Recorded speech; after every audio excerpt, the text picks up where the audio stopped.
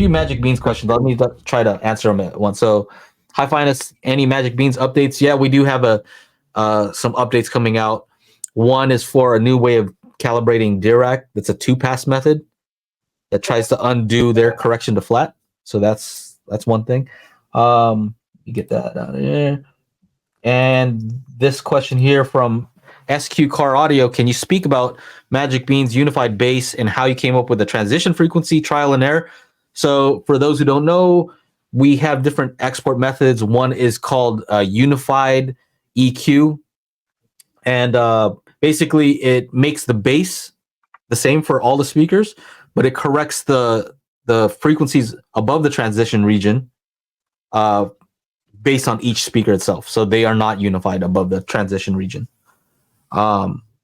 It's a combination of normally when you do a calibration on your AVR, it's a global target, meaning every speaker gets the same exact target curve.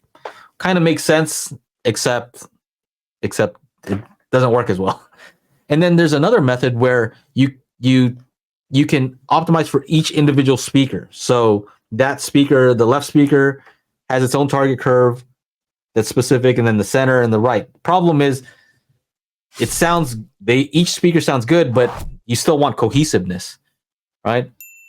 Where you want the most cohesiveness, though, is mostly in the bass. You want a similar bass response.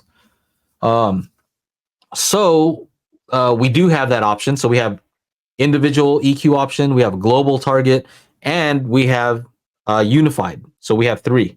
So for anybody, I saw somebody, another reviewer out there kind of like saying, oh yeah, somebody had to fix it because they all have different target curves for each speaker. Yeah, that's just one of the options. There's a global one if you want to do it like everybody else does. That's another option.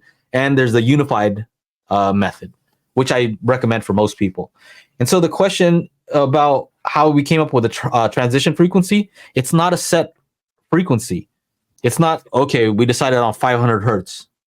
We decided on 200. We decided on 1,000. No, it's based on the measurements themselves. So we actually take a look at all the measurements and we start to figure out where the transition region is for those speakers and your room. And that's something that I don't think anybody else is doing that I've seen. But yeah, that's how we figure out what the splice point is, where it transitions from individual EQ to a global EQ, right? So it's based on the measurements. Hopefully that answers it, but I'm not trying to be secretive. It's just we look at the measurements. It's based on the measurements. I can't say how we do everything, but it is based on the measurements that we take. No guessing. Now, if you can't catch the show, we do have an audio version at anchor.fm/daily HiFi. So make sure to go on over there if you like to listen to the show.